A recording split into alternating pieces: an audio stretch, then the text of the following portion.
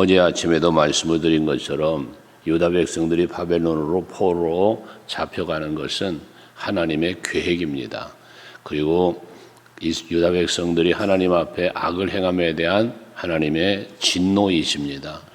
하기 때문에 이 일은 반드시 이루어진다는 거죠.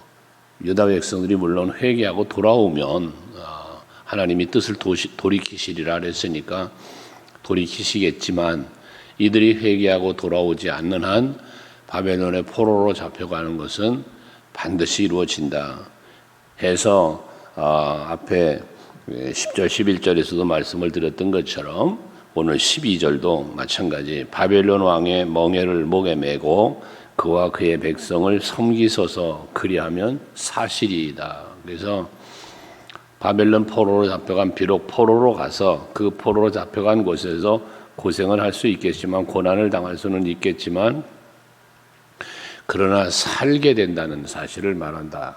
이거는 멍에를 메고라는 말을 했는데 멍에를 목에 맨다는 건 고난을 당하는 거란 말이에요. 노예처럼 사는 거단 말이죠.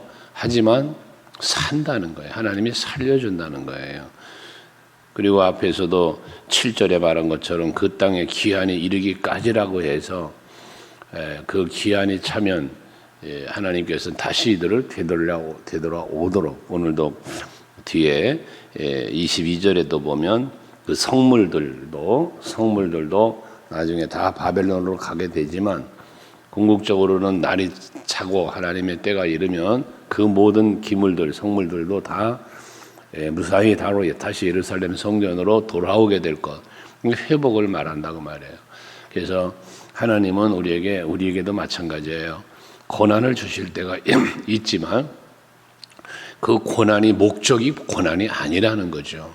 고난을 주실 때는 고난을 통하여 우리로 하여금 더 하나님을 바라보고 더 하나님을 의지하고 살게 하시기 위한 하나님의 계획과 뜻이 있다는 사실을 우리는 알아야 된다는 겁니다.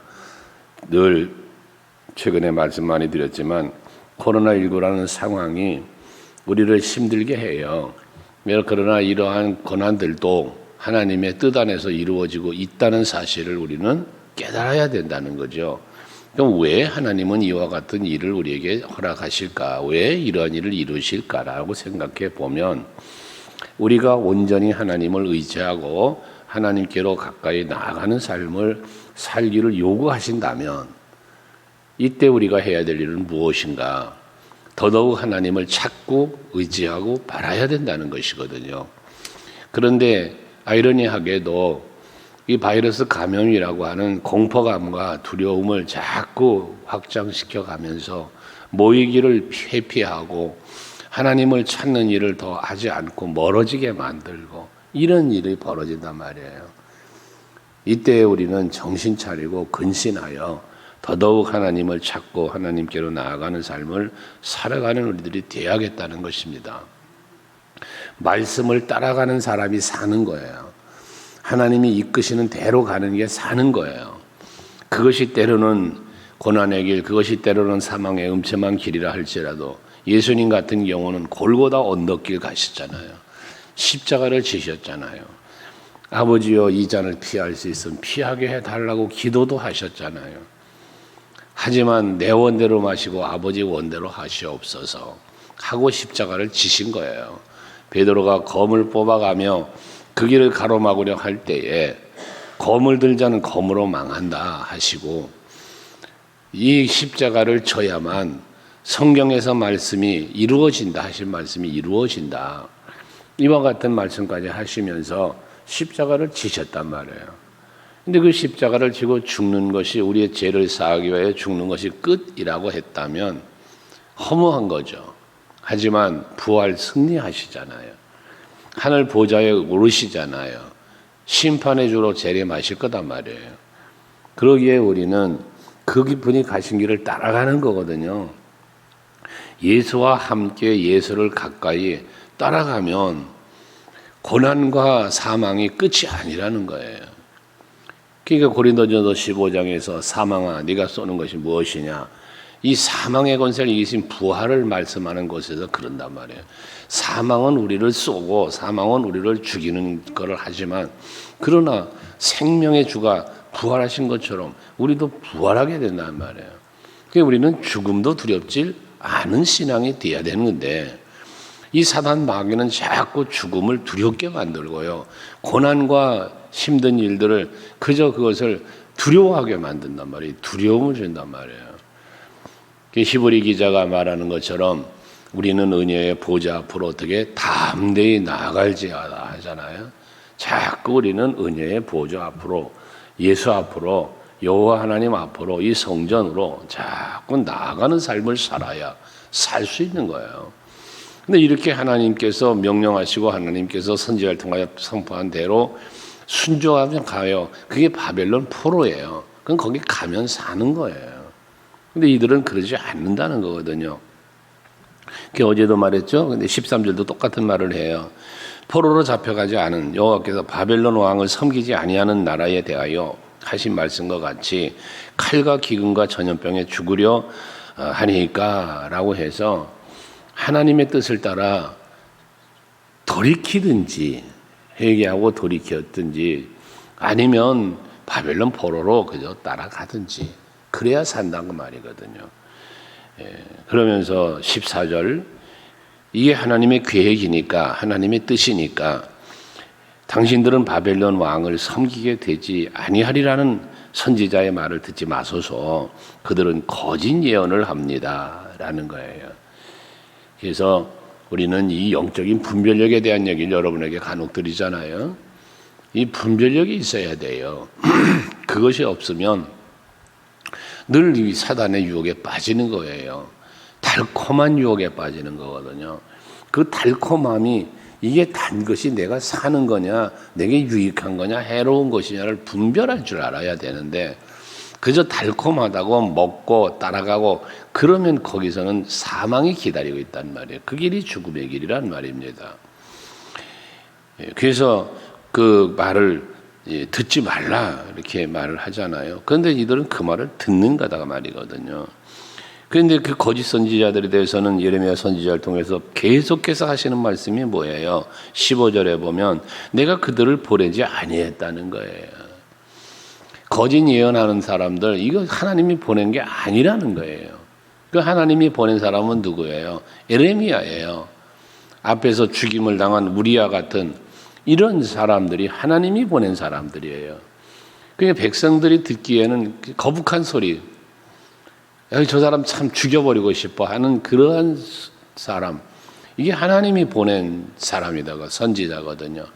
그런데 멸망하지 않아, 우리는 바벨론 왕에게 지배당하지 않을 거야 라고 말하는 하나님의 뜻과는 정반대로 말하는 이들은 하나님이 보낸 자가 아니라는 겁니다. 그런데도 불구하고 그들이 뭐해? 내 이름으로 거짓 예언을 하니 라고 했어요. 저들도 여호와의 이름을 걸고 말을 한다는 거예요. 예언을 한다는 것이거든요. 뭐 오래전에 신학교 다닐 때에 어느 분이 그럽디다. 대전에 있는 계룡산에만 찾아가도 자기가 예수라는 사람이 100명이 넘는데요. 내가 예수라고 말하는 사람이 계룡산에만 100명이 넘는데 이게 다 뭐예요? 거짓 예언하는 사람들, 거짓을 말하는 자들이잖아요. 이름을 대면하실 분도 계신 어느 분이 자기 자신이 지나온 그 사역을 사건 자기 스스로가 깨닫고 돌이키며 회개하신 분이 계세요. 최근에 이렇게 글을 올리셨더라고 본인 스스로가. 그러면서 돌이킴에 대한 이런 이야기를 했는데, 그러니까 우리가 마찬가지예요. 오늘날 저와 저도 여러분도 하나님이 택하신 거고 하나님이 세우시는 거거든요. 목사도 장로도 권사도 집사도 다 하나님이 세우는 거예요. 그러면 왜 하나님이 우리를 세웁니까? 에베소 4장 말씀에 보면 12절 이하에 어떤 사람은 사도로, 어떤 사람은 선지자로, 어떤 사람은 목사와 교사로 하나님이 세우셨대요. 근데 이들을 택하여 세우셨는데 그 세우신 목적이 어디 있다고 그럽니까? 하나님의 사람으로 온전하게 하고 또 봉사의 일을 하고 그리스도의 몸을 세우려 합니다. 목적이 있어요. 근데 이러한 목적을 벗어난 사람들은 하나님이 보낸 사람이 아니에요. 하나님이 세운 사람이 아닌 게 되는 거예요. 여러분들은 하나님께 대감을 받은 자요, 하나님께 세움을 입은 자로서 여호와의 이름, 예수의 이름을 우리는 입술에 담고 선포할 때 그것이 하나님의 뜻이어야 된다는 거지. 하나님이 기뻐하심이 돼야 된다는 거예요. 그 모든 만물을 하나님이 누구에게 준다? 하나님 마음에 옳은 자에게 준다. 앞에서 우리 묵상하고 왔죠. 하나님의 마음에 옳은 자, 하나님의 마음에 합당하게 여김을 받는 사람에게 능력도 주신다고 했고 모든 만물을 다스리며 누리며 살 수 있게 해 주신다고도 했으니 우리 모두가 다 그와 같은 하나님의 은혜 속에서 하나님께 택함받은 자로, 보냄받은 자로, 세움을 입은 자로 살아가야 되는데 그러지 않은 자의 말을 따라가니 뭐한다? 내가 너희를 몰아낸다. 또 너희와 너희에게 예언하는 선지자들이 멸망하리라 라고 말씀을 하고 있다는 것입니다. 거짓에 넘어지지 않는 여러분 되시기를 바라요. 여러분 곁에 유혹하는 여러 가지가 있어요. 그래서 항상 그 거짓에 정신을 차리셔야 됩니다. 유튜브로 우리도 이 방송을 하진반 내보내고 있지만 사실상 위험한 거예요. 그제도 목사님들 같이 뭐 그런 얘기를 했습니다만은 이 우리 방송만 보면 다행인데 유튜브를 보다 보면 연결된 것들이 꼭 떠요, 같이. 그냥 그것도 한번 클릭해보고 이것도 저것 한번 들어가서 듣다 보면 이단들의 메시지가 그냥 무분별하게 우리가 접촉할 수 있는 그런 게 세상이 유튜브 세상이에요. 그래서 여러분들에게 가급적이면 유튜브의 영상에 빠지지 말라는 거예요. 유튜브에 빠져버리면 자꾸 이것저것 접속을 하게 되어져요. 그러다 보면 충격적인 뭔가 머릿속에 확 찾아 눈에 확 빨려 들어오는 제목들이 뜨거든요. 그런 제목에 그냥 뭐야 하고 들어가다 보면 그게 빠져가는 거예요. 그래서 항상 미혹되지 않는 여러분들이 되기 위해서 힘써야 돼요. 그래야 여러분이 살 수 있어요. 16절도 말씀하는 거 아닙니까? 여호와의 성전의 기구를 이제 바벨론에서 속히 돌려오리라고 여호와에게 너희에게 예언하는 선지자의 말 듣지 말아라. 이는 그들이 거짓을 예언합니다. 라고 말씀하고 있어요. 이 여호와의 성전의 기구들이 이제 포로로 잡히면 다 뺏길 거 아니겠습니까? 그런데 그 속히 돌아온다는 건 뭡니까? 포로로 설령 잡혀가도 금방 해방될 것이다라고 말한다는 게 거짓 예언자들의 말이에요, 이게. 그런데 이게 아니라는 거죠. 하나님의 말씀은 뭐예요? 기한이 차야 때가 되어야 돌아온다는 거예요. 그런데 그 기한과 때는 누가 정합니까? 하나님이 정하는 거예요. 하나님이. 그러니 우리는 뭘 해야 됩니까? 하나님을 찾고 기도해야 된다는 거거든요. 그런데 이 거짓에 속아 넘어가서 자꾸 따라가니까 문제가 발생하는 거예요. 그래서 바벨론 포로가 되는 것이 하나님의 뜻이고 하나님이 지금 저들의 진노의 잔을 마시게 하는 그 하나님의 계획인데 그런데 이들은 뭐라고 그래요? 바벨론 왕을 섬기라 그리하면 살리라 했지만 어찌하여 이 성을 황무지가 되게 하려느냐는 말을 해서 그렇게 안 하려고 하는 백성들, 그렇게 하지 않아도 된다는 거짓 예언자들로 따라간다는 거거든요. 결국 성은 멸망당하고 황폐하게 되어진다는 것 아니겠습니까? 그러면서 18절에 이런 말씀을 해요. 만일 그들이 선지자고 라고 그랬어요. 여호와의 말씀을 가지고 있다면, 거짓 예언자들의 이야기거든요. 만약에 지금 너희들에게 거짓 예언하고 있는 이 거짓 예언자들이 정말 선지자들이 이거 만일이라는 말을 썼다는 건 뭐예요? 아니라는 거잖아요. 만일 그들이 선지자고 하는 거는 뭐냐면 선지자가 아니라는 거예요. 또 만일 여호와의 말씀을 저들이 가지고 있다면이라는 말은 뭐냐? 만일이라는 말을 붙였으니까 여호와의 말을 가지고 있는 자들이 아니라는 거예요. 그게 거짓 예언자라는 거잖아요. 만약에 그랬다면 그들이 만약에 하나님이 보낸 선지자고 여호와의 말씀을 가지고 있는 사람들이라면 그들이 여호와의 성전에와 유다의 왕의 궁전에와 예루살렘에 남아있는 기구들을 바벨론으로 옮겨지지 못하도록 만군의 여호와께 구하여야 할 것이다 그랬어요. 그러니 이게 뭡니까? 저들은 지금 여호와께 구하지 않는다는 거란 말이에요. 그래서 선지자가 맞고 여호와의 말씀이 그들에게 있다면 그들이 해야 할 일은 뭐냐? 하나님을 찾고 하나님께 기도해야 된다는 거단 말이죠. 오늘 여러분들이 우리가 하나님 앞에 예배하고 하나님 앞에 모여 기도하는 이유가 뭐예요? 여러분에게는 믿음이 있기 때문이잖아요. 믿음이 있기 때문에 여러분들이 이른 새벽에 잠을 자지 않고 나와 깨어서 예배하며 기도하며 그러는 거잖아요. 이 믿음이 있기 때문이란 거예요. 그것처럼 이들이 정말 여호와의 선지자요, 여호와의 말씀이 있다면, 이 말을 조금 다른 말로 바꾸면 그들이 여호와를 믿는다면이잖아요. 그런데 그러지 않는 무리들이기 때문에 거짓말을 하고 그런다는 거예요. 우리는 여호와를 이렇게 기도할 수 있다는 것이 감사해야 돼요. 내가 여호와 하나님 앞에 예배할 수 있고 여호와께 기도할 수 있다는 이 자체가 여러분이 감사해야 될 일인 거예요. 매일 새벽마다 제가 기도하잖아요. 동일한 기도를 해요. 매일 아침마다. 이른 아침에 건강하게 잠에서 깨어나게 하시니가 하나님이시고, 그렇게 시작된 하루의 첫 시간을 하나님 앞에 이렇게 나와서 예배하면서 시작한다는 이 자체가 우리는 감사해야 될 일이거든요. 밤에 아침에 건강하게 잠에서 깨어 일어났다는 것 자체도 감사한 거요. 또 아무렇게나 시작할 수 있는데도 불구하고 그걸 하나님 앞에 이처럼 나와 예배하면서 시작할 수 있는 하루가 되었다는 것도 여러분들이 감사해야 될 일이거든요. 그러지 못한 사람들이 얼마나 많아요. 그래서 하나님의 은혜 안에 사는 사람은 항상 기도하는 사람이다라는 것이고요.